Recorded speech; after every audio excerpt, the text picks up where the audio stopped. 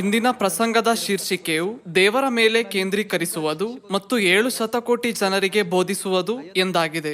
7 ಶತಕೋಟಿ ಜನರಿಗೆ ಬೋಧಿಸುವ ಧ್ಯೇಯವನ್ನು ನಾವು ಹೇಗೆ ಸಾಧಿಸಬಹುದು? ಈ ಸುವಾರ್ತೆಯ ಕೆಲಸವನ್ನು ಮಾಡುವುದರಲ್ಲಿ ನಾವು ಯಾವುದರ ಮೇಲೆ ಕೇಂದ್ರೀಕರಿಸಬೇಕು ಮತ್ತು ಯಾವ ರೀತಿಯ ನಂಬಿಕೆಯನ್ನು ಹೊಂದಿರಬೇಕು, ಇದರ ಬಗ್ಗೆ ಇಂದು ನಿರ್ಣಯಿಸೋಣ. 7 ಶತಕೋಟಿ ಜನರಿಗೆ ಬೋಧಿಸುವುದು ದೇವರು ನೀಡಿದ ಆಜ್ಞೆಯಾಗಿದೆ. ಮತ್ತಾಯ ಅಧ್ಯಾಯ 24 ವಚನ 14ರಲ್ಲಿ ಏನೆಂದು ಹೇಳಲಾಗಿದೆ? ಇದಲ್ಲದೆ ಪರಲೋಕ ರಾಜ್ಯದ ಈ ಸುವಾರ್ತೆಯು ಸಮಾರ್ಯ ಹಾಗೂ ಭೂಮಿಯ ಕಟ್ಟಕಡೆಗೂ ಎಲ್ಲಾ ಜನಾಂಗಗಳಿಗೆ ಸಾಕ್ಷಿಗಾಗಿ ಸಾರಲಾಗುವುದು. ಆಗ ಅಂತ್ಯವು ಬರುವುದು. ಎಲ್ಲಾ ಜನಾಂಗಗಳಿಗೆ ಎಂದು ಹೇಳುತ್ತದೆ.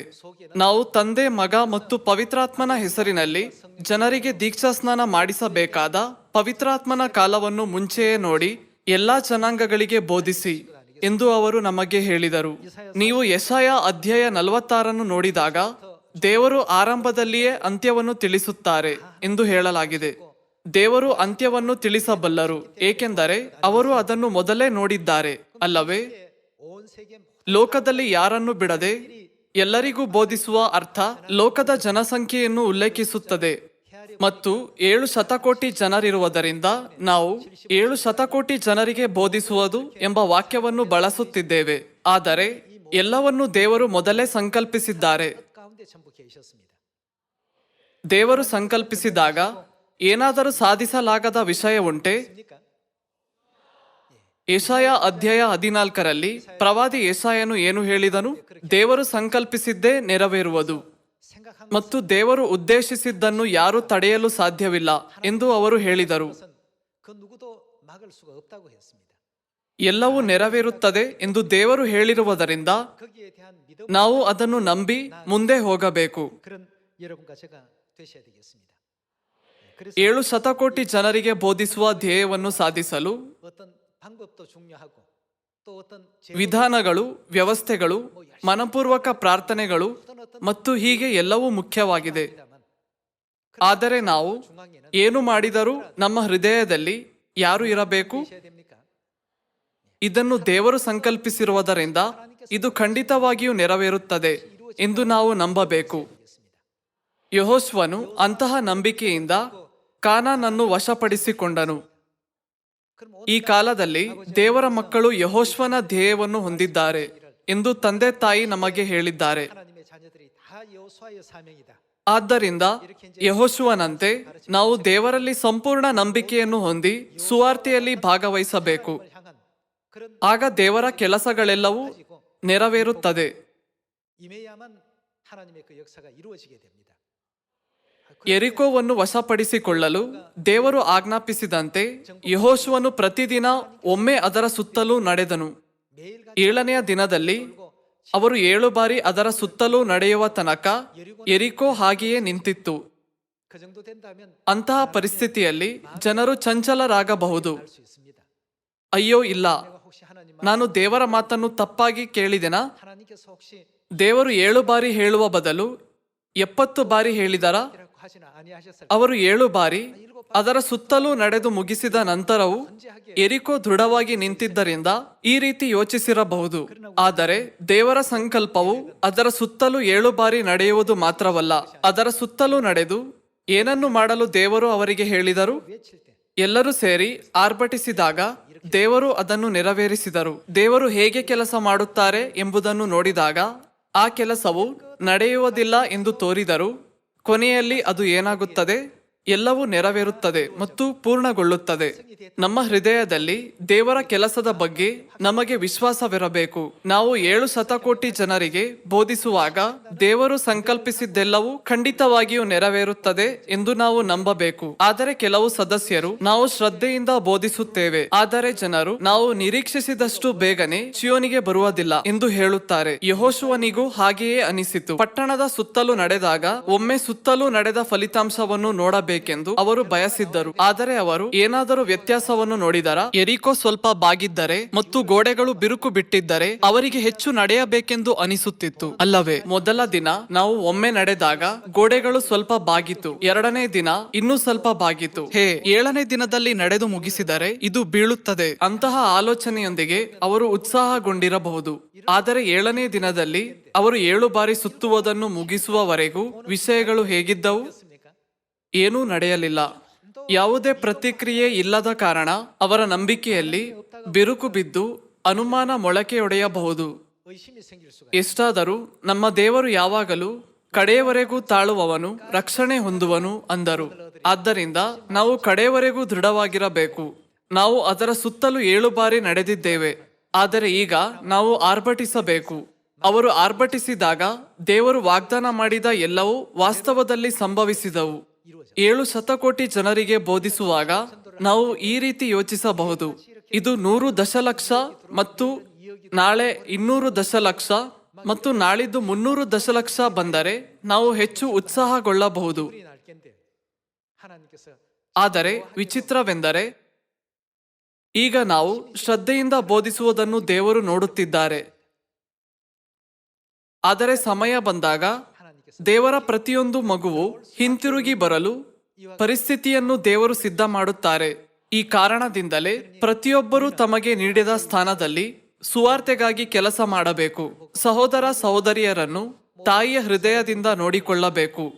ಎಲ್ಲರಿಗೂ ತಾಯಿಯ ಹೃದಯದಿಂದ ಬೋಧಿಸಬೇಕು.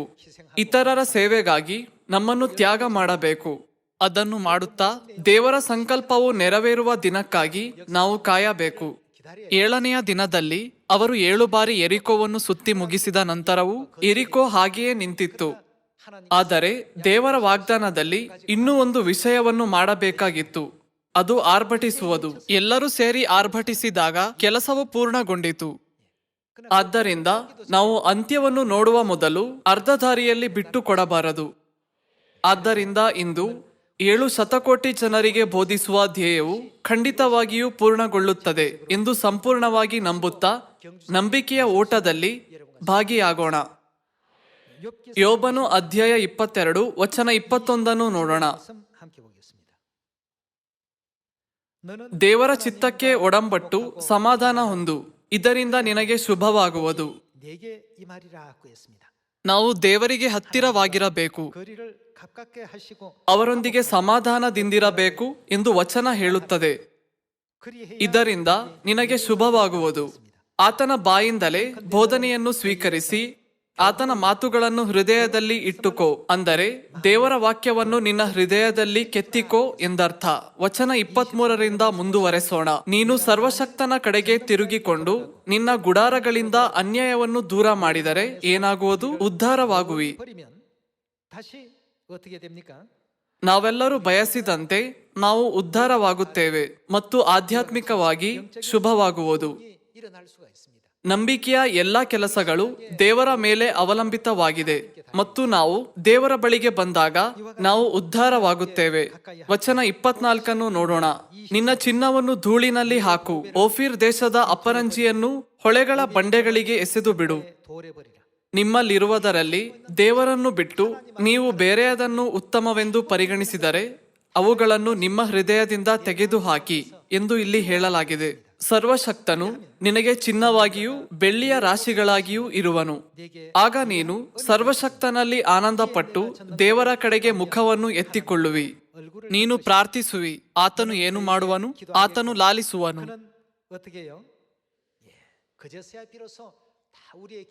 ನಾವು ಇದನ್ನು ಮಾಡಿದಾಗ ದೇವರು ನಮ್ಮನ್ನು ಲಾಲಿಸಿ ಉತ್ತರಿಸುತ್ತಾರೆ. ಆತನಿಗೆ ಹರಿಕೆಗಳನ್ನು ಒಪ್ಪಿಸುವಿ. ಯಾವುದನ್ನು ಸಂಕಲ್ಪಿಸಿಕೊಳ್ಳುವಿಯೋ ಅದು ಏನಾಗುವುದು?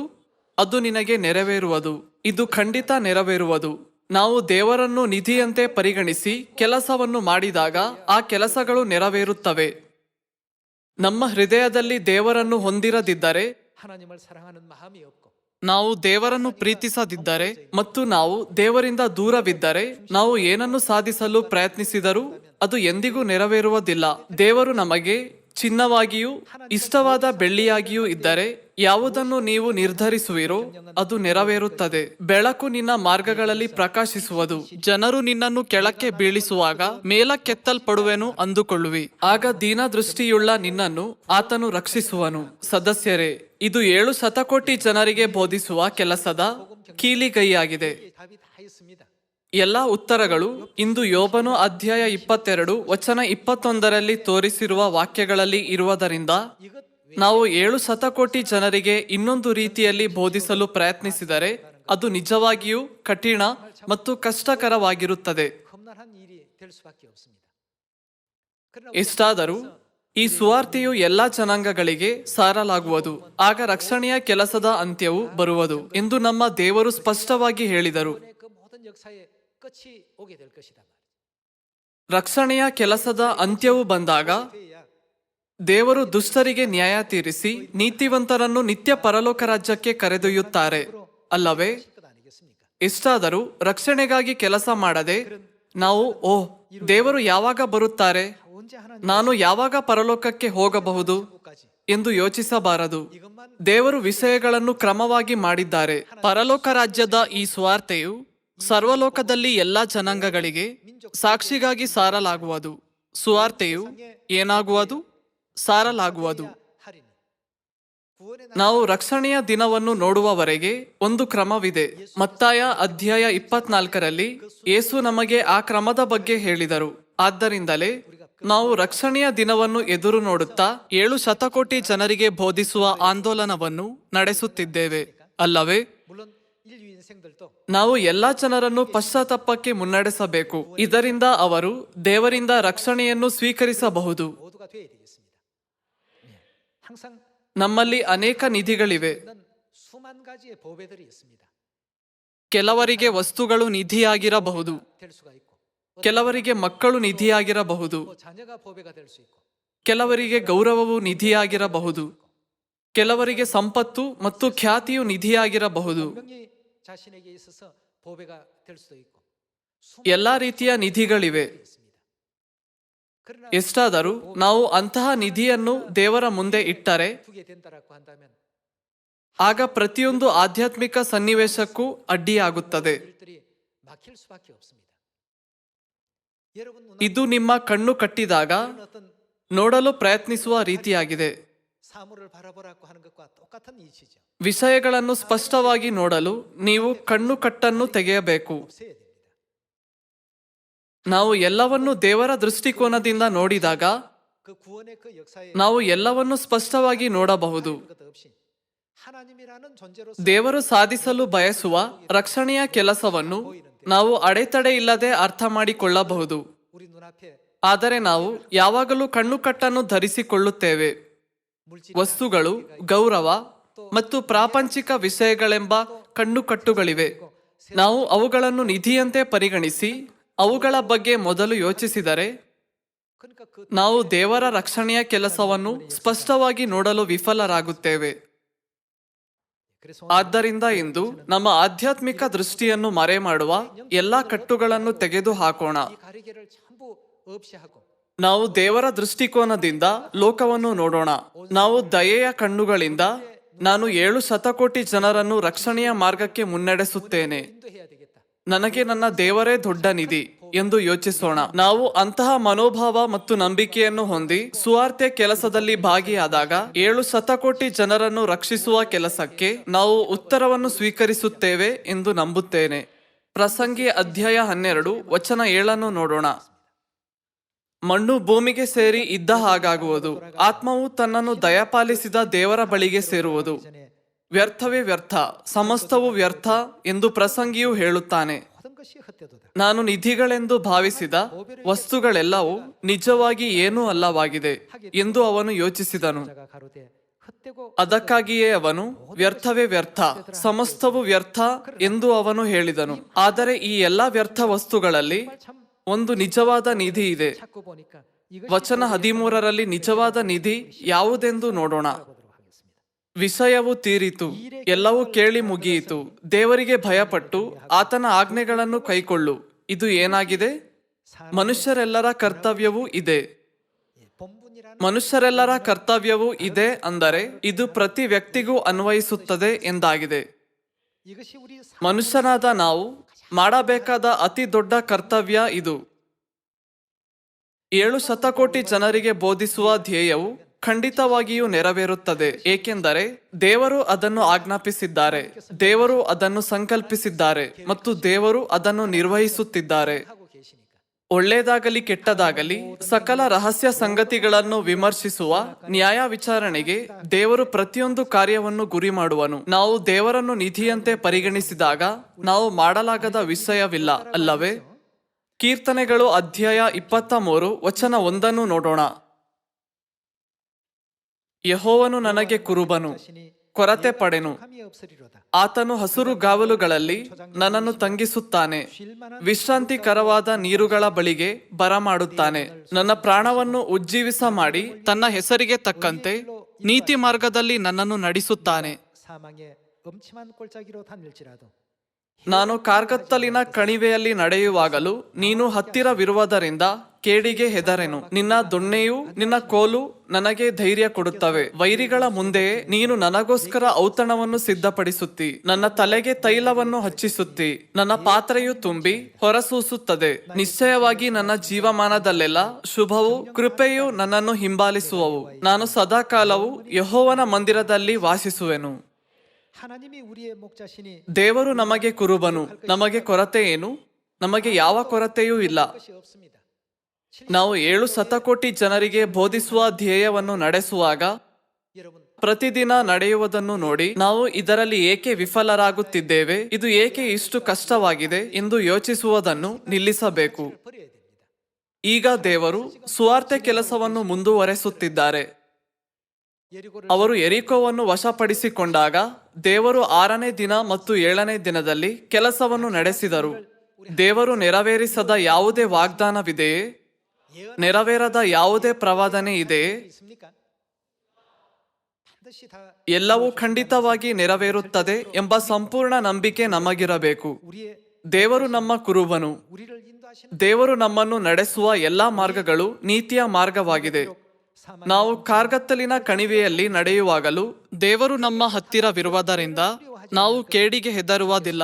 나와 항상 함께 하시기 때문이다 말이에요.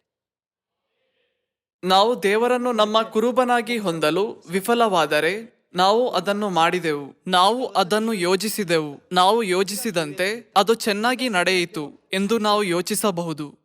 이런 어떤 생각 속에는 ಎಷ್ಟಾದರೂ ಅಂತಹ ಆಲೋಚನೆಗಳಿಂದ ನೀವು ಯಾವುದೇ ಉತ್ತಮ ಫಲಿತಾಂಶ ಹೊಂದುವುದಿಲ್ಲ.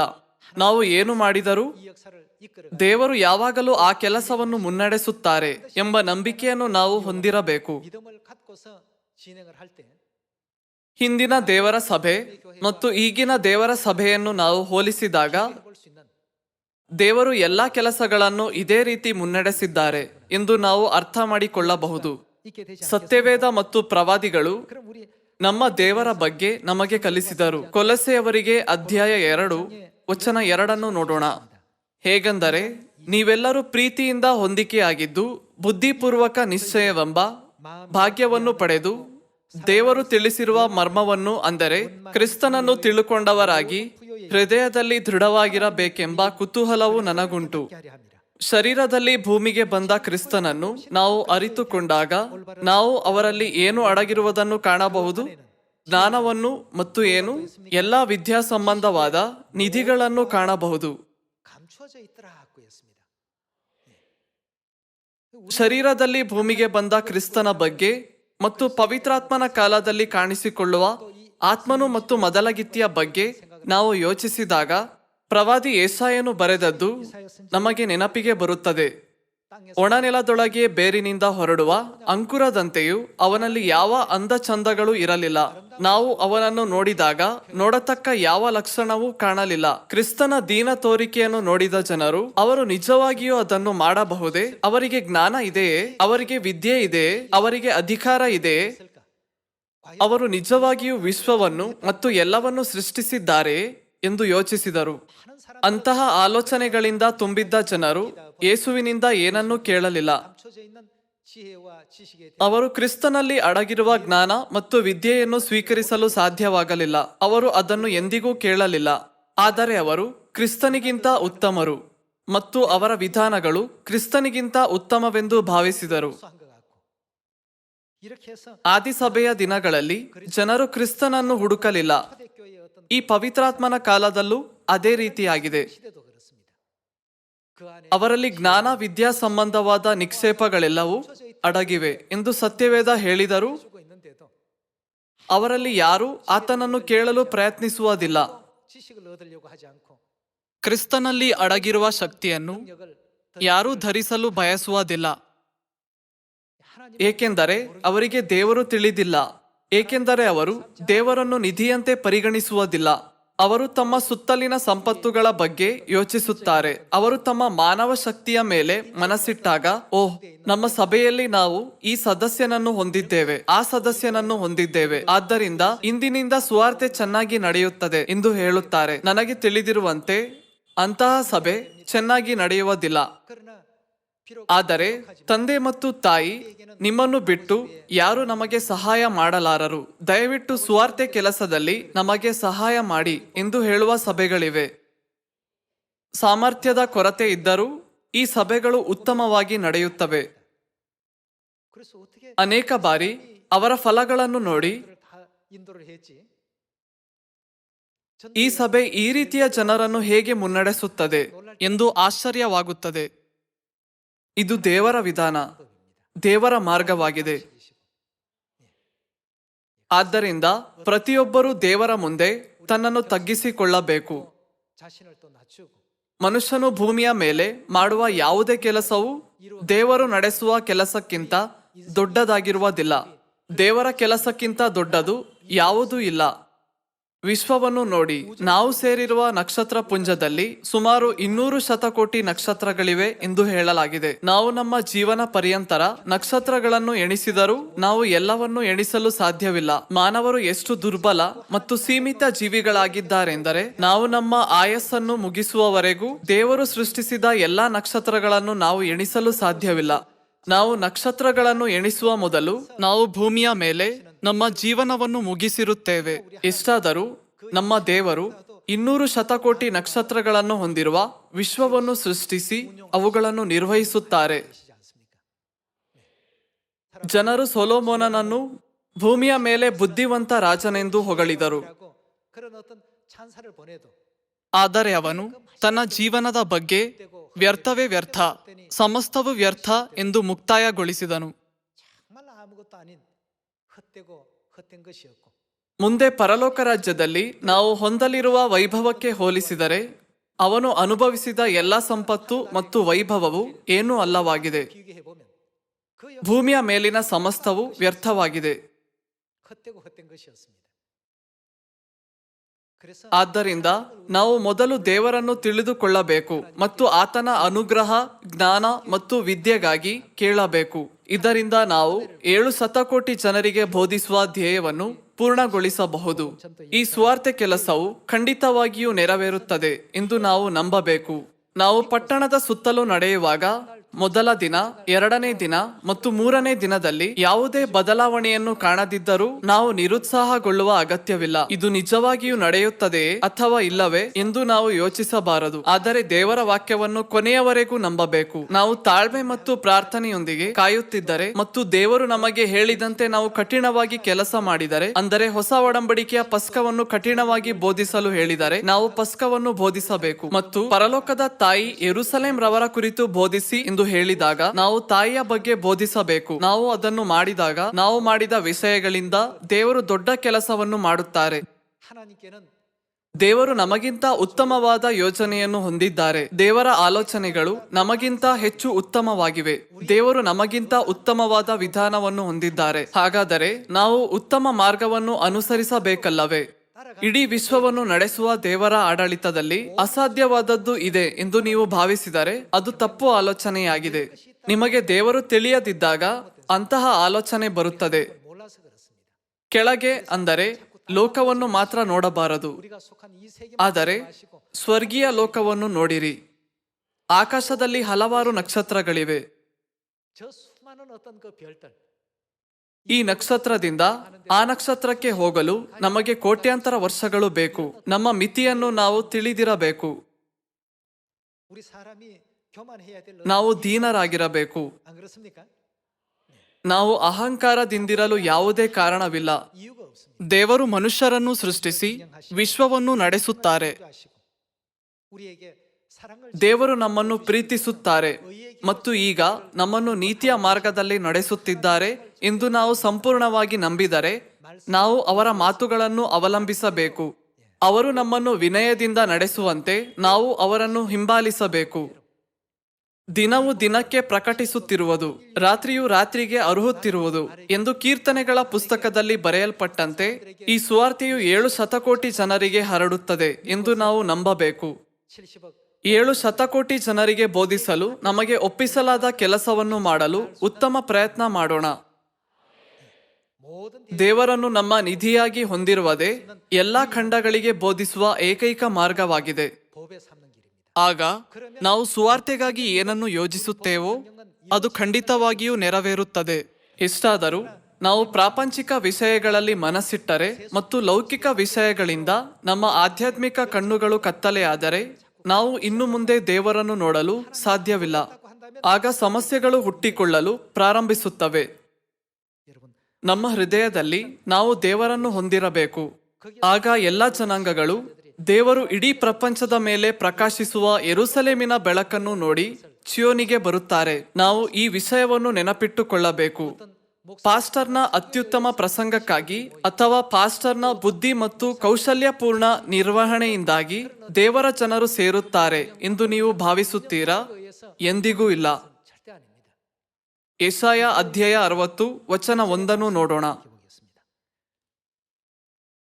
일어나라 7 ಪ್ರಕಾಶಿಸು, ನಿನಗೆ ಬೆಳಕು ಬಂತು, ಯೆಹೋವನ ತೇಜಸ್ಸು ನಿನ್ನ ಮೇಲೆ ಉದಯಿಸಿದೆ. ಇಗೋ, ಕತ್ತಲು ಭೂಮಿಯನ್ನು ಆವರಿಸಿದೆ, ಕತ್ತಲು ಭೂಮಿಯನ್ನು ಸಂಪೂರ್ಣವಾಗಿ ಆವರಿಸಿದೆ. 다 뒤덮게 될 ಕಾರ್ಗತ್ತಲು ಜನಾಂಗಗಳನ್ನು ಮುಚ್ಚಿದೆ. ಕಾರ್ಗತ್ತಲು ಜನರ ಕಣ್ಣುಗಳನ್ನು, ಕಿವಿಗಳನ್ನು ಮತ್ತು ಮನಸ್ಸನ್ನು ಮುಚ್ಚಿದೆ. 마음 ನಿನ್ನ ಮೇಲಾದರೋ ಯೆಹೋವನು ಉದಯಿಸುವನು, ಆತನ ತೇಜಸ್ಸು ನಿನ್ನಲ್ಲಿ ಕಾಣಿಸುವುದು. 마실 것이며 ಜನಾಂಗಗಳು ಏನು ಮಾಡುವರು? ನಿನ್ನ ಬೆಳಕಿಗೆ ನೆರೆಯುವವು. ಅರಸರು ನಿನ್ನಲ್ಲಿನ ಉದಯ ಪ್ರಕಾಶಕ್ಕೆ ಬರುವರು. 어떻게 합니까? 나온다 하고 했습니다. ಎಲ್ಲಾ ಜನಾಂಗಗಳು ಯೆರೂಸಲೇಮಿನ ತೇಜಸ್ಸನ್ನು ನೋಡಿ ಅವರ ಬೆಳಕಿಗೆ ನೆರೆಯುವವು ಎಂದು ಬರೆಯಲಾಗಿದೆ. ಹಾಗಾದರೆ ಪ್ರವಾದಿಸಿದಂತೆ ನಾವು ತಂದೆ ಮತ್ತು ತಾಯಿಯನ್ನು ನಮ್ಮ ನಿಧಿಯಂತೆ ಹೊಂದಿರಬೇಕು.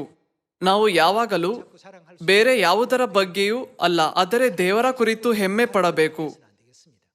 ನಮ್ಮ ದೇವರು ನಮಗೆ ಸತ್ಯವನ್ನು ಕೊಟ್ಟಿದ್ದಾರೆ. ನಮ್ಮ ದೇವರು ಪ್ರವಾದನೆಯನ್ನು ನೆರವೇರಿಸುತ್ತಿದ್ದಾರೆ. ನಮ್ಮ ದೇವರು ನಮ್ಮನ್ನು ಪ್ರೀತಿಸಿ ನೋಡಿಕೊಳ್ಳುತ್ತಾರೆ. 우리에게 ನಮ್ಮ ದೇವರು ನಮಗೆ ರಕ್ಷಣೆಯ ವಾಗ್ದಾನವನ್ನು ನೀಡಿದ್ದಾರೆ. ನಾವು ಯಾವಾಗಲೂ ನಮ್ಮ ಮನಸ್ಸಿನಲ್ಲಿ ದೇವರನ್ನು ಹೊಂದಿದ್ದರೆ ಎಲ್ಲಾ ಕಾರ್ಯಗಳು ದೇವರಿಂದ ಮುನ್ನಡೆಸಲ್ಪಡುತ್ತವೆ ಮತ್ತು ಖಂಡಿತವಾಗಿಯೂ ನೆರವೇರುತ್ತವೆ. 완성되게 될 것입니다. ಯೆಶಾಯ ಅಧ್ಯಾಯ 14 ವಚನ 24 ನೋಡೋಣ. 20 ಸೇನಾಧೀಶ್ವರನಾದ ಯೆಹೋವನು ಆಣೆಯಿಟ್ಟು ಹೇಳುವುದೇನೆಂದರೆ, ನಾನು ಸಂಕಲ್ಪಿಸಿದ್ದೆ, ಏನಾಗುವುದು? ನೆರವೇರುವುದು. ದೇವರ ಯೋಚನೆ ಖಂಡಿತ ನೆರವೇರುವುದು. ನಾವು ದೇವರನ್ನು ನಂಬುವುದಾದರೆ ನಾವು ದೇವರು ಹೇಳಿದ್ದನ್ನು ನಂಬಬೇಕು. ನಾವು ದೇವರ ಚಿತ್ತವನ್ನು, ಸಂಕಲ್ಪವನ್ನು, ಉದ್ದೇಶಗಳು, ಆಲೋಚನೆಗಳು ಮತ್ತು ದೇವರು ಬಳಸುತ್ತಿರುವ ಎಲ್ಲಾ ಮಾರ್ಗಗಳಲ್ಲಿ ನಂಬಿಕೆ ಇಡಬೇಕು. 믿어야 됩니다. ನಾನು ಸಂಕಲ್ಪಿಸಿದ್ದೇ ನೆರವೇರುವುದು, ಉದ್ದೇಶಿಸಿದ್ದೇ ಏನಾಗುವುದು? 것이 ನಿಲ್ಲುವುದು ಖಂಡಿತ. 된다고요? 이루리라고 했습니다. ಇದು ಖಂಡಿತ ನಿಲ್ಲುವುದು. 이루어지지 않습니다. ಯೆಶಾಯ ಅಧ್ಯಾಯ 14 ವಚನ 26 ನೋಡೋಣ. ಇದೇ ಲೋಕದಲ್ಲೆಲ್ಲ ನೆರವೇರಬೇಕಾದ ನನ್ನ ಉದ್ದೇಶ, ಇದೇ ಜನಾಂಗಗಳ ಮೇಲೆಲ್ಲ ಚಾಚಿದ ನನ್ನ ಕೈ. 방을 향하여 편 ಸೇನಾಧೀಶ್ವರನಾದ ಯೆಹೋವನು ಉದ್ದೇಶ ಮಾಡಿದ್ದಾನೆ. ಅದನ್ನು ಯಾರು ವ್ಯರ್ಥಪಡಿಸುವರು? ಅದನ್ನು ಯಾರು ವ್ಯರ್ಥಪಡಿಸಲು ಸಾಧ್ಯವಿಲ್ಲ. ಆತನ ಕೈ ಚಾಚಿದೆ, ಹಿಂದಕ್ಕೆ ತಳ್ಳುವವರು ಯಾರು ಎಂಬುದೇ. 것을 돌이킬 수 있겠느냐 하고 했습니다. ದೇವರನ್ನು ನಮ್ಮ ನಿಧಿಯಾಗಿ ಹೊಂದಿರುವುದು ಉತ್ತಮ ಮಾರ್ಗವಾಗಿದೆ. 법에 삼는 것입니다. ನಮ್ಮಲ್ಲಿ ಬೇರೆ ಏನಾದರೂ ಇದ್ದರೆ 법에가 ನಾವು ಅದನ್ನು ಬೇಗನೆ ತೆಗೆದುಹಾಕಿ 들어와 있다. ನಮ್ಮೊಳಗೆ ದೇವರನ್ನು ನಿಧಿಯನ್ನಾಗಿ ಮಾಡಿಕೊಳ್ಳಬೇಕು. 하나님 내 속에 법으로 모셔야 ನಮ್ಮಲ್ಲಿ ದೇವರು ನಮ್ಮ ನಿಧಿಯಾಗಿರದೆ ನಾವು ಏನನ್ನಾದರೂ ನೆರವೇರಿಸಲು ಪ್ರಯತ್ನಿಸಿದರೆ ಅದು ನಿಧಾನವಾಗಿ ಹೋಗಿ ವಿಫಲಗೊಳ್ಳುತ್ತದೆ. 수밖에 없는 것이고 이룰 수 없는 ನಮ್ಮ ಹೃದಯದಲ್ಲಿ ದೇವರನ್ನು ಹೊಂದಿ 7 ಶತಕೋಟಿ ಜನರಿಗೆ ಬೋಧಿಸಿ ಎಂಬ ದೇವರ ಚಿತ್ತವನ್ನು ನಮ್ಮ ಹೃದಯದಲ್ಲಿ ಕೆತ್ತಿಕೊಳ್ಳೋಣ ಮತ್ತು ದೇವರ ಸಂಕಲ್ಪವು ನಮ್ಮ ಹೃದಯದಲ್ಲಿ ವಿಫಲಗೊಳ್ಳದೆ ನೆರವೇರುತ್ತದೆ ಎಂದು ಸಂಪೂರ್ಣವಾಗಿ ನಂಬೋಣ. 반드시 1 ತಿಂಗಳಲ್ಲಿ ಫಲಿತಾಂಶವು ಬೇಗನೆ ಕಾಣದಿದ್ದರೂ ನಿರಾಸೆಗೊಳ್ಳಬೇಡಿ. 빨리 결과가 일어나지 않는 ಬದಲಿಗೆ ನಾವು ತಂದೆ ತಾಯಿಯ ಬೋಧನೆಗಳ ಪ್ರಕಾರ ಸರಿಯಾಗಿ ಜೀವಿಸುತ್ತಿದ್ದೇವೆ ಎಂದು ನಮ್ಮನ್ನೇ ನಾವು ಪರಿಶೀಲಿಸಿಕೊಳ್ಳಬೇಕು. ಒಬ್ಬರಿಗೊಬ್ಬರು ಕಾಳಜಿ ವಹಿಸಿ ಎಂದು ನಮಗೆ ಹೇಳಿದರೆ ನಾವು ಈ ವಾಕ್ಯಗಳನ್ನು ನಮ್ಮ ಹೃದಯದಲ್ಲಿ ಕೆತ್ತಿಕೊಳ್ಳಬೇಕು. ನಾವು ಐಕ್ಯರಾಗಿರಬೇಕೆಂದು ನಮಗೆ ಹೇಳಿದರೆ ನಾವು ಐಕ್ಯರಾಗಿರಬೇಕು. 합이 필요합니다. ನಾವು ಈ ವಾಕ್ಯಗಳಿಗೆ ವಿಧೇಯರಾಗದಿದ್ದರೆ 7 ಶತಕೋಟಿ ಜನರಿಗೆ ಬೋಧಿಸಲು ನಾವು ನಿರ್ಧರಿಸಿದರೂ ನಾವು ಅದನ್ನು ಎಂದಿಗೂ ನೆರವೇರಿಸಲು ಸಾಧ್ಯವಿಲ್ಲ. 그 속에 ನಾವು ದೇವರನ್ನು ನಮ್ಮ ನಿಧಿಯಂತೆ ಹೊಂದಿರದಿದ್ದರೆ ಜನರಿಗೆ ಬೋಧಿಸುವ ದೇವರ ಕೆಲಸವನ್ನು ನಾವು ಪೂರೈಸಬಹುದೇ? 아직까지 ಎಷ್ಟಾದರೂ ನಮ್ಮ ಹೃದಯದಲ್ಲಿ ಇನ್ನೂ ಅನೇಕ ಅಶುದ್ಧಗಳಿವೆ. 아직 점검까지 ನಾವು ದೇವರ ಮುಂದೆ ಶುದ್ಧ ಚಿನ್ನವಾಗಿ ಕಾಣುತ್ತಿಲ್ಲವಾದ್ದರಿಂದ 두시고 더 ನಮ್ಮನ್ನು ಮತ್ತಷ್ಟು ಶುದ್ಧೀಕರಿಸಲು ದೇವರಿಗೆ ಹೆಚ್ಚಿನ ಸಮಯ ಬೇಕಾಗುತ್ತದೆ. 계신 것 아니겠습니까? ನಾವು ನಿಷ್ಕಳಂಕ ನಂಬಿಕೆ ಹೊಂದಿ ದೇವರನ್ನು ನಮ್ಮ ನಿಧಿಯಾಗಿ ಪರಿಗಣಿಸುವ ಮನಸ್ಥಿತಿಯನ್ನು ಹೊಂದಿದ್ದರೆ 그래서 우리가 정착이 되기 ಎಲ್ಲಾ 7 ಶತಕೋಟಿ ಜನರನ್ನು ರಕ್ಷಿಸಲು ಸಾಕಷ್ಟು ಶಕ್ತಿಯನ್ನು ದೇವರು ನಮಗೆ ನೀಡುತ್ತಾರೆ. ನೀವು ಇದನ್ನು ಸಂಪೂರ್ಣವಾಗಿ ನಂಬುತ್ತೀರಿ ಎಂದು ನಿರೀಕ್ಷಿಸುತ್ತಾ ಪ್ರಸಂಗವನ್ನು ಮುಗಿಸುತ್ತೇನೆ. 이것으로 마치 ಧನ್ಯವಾದಗಳು. 감사합니다.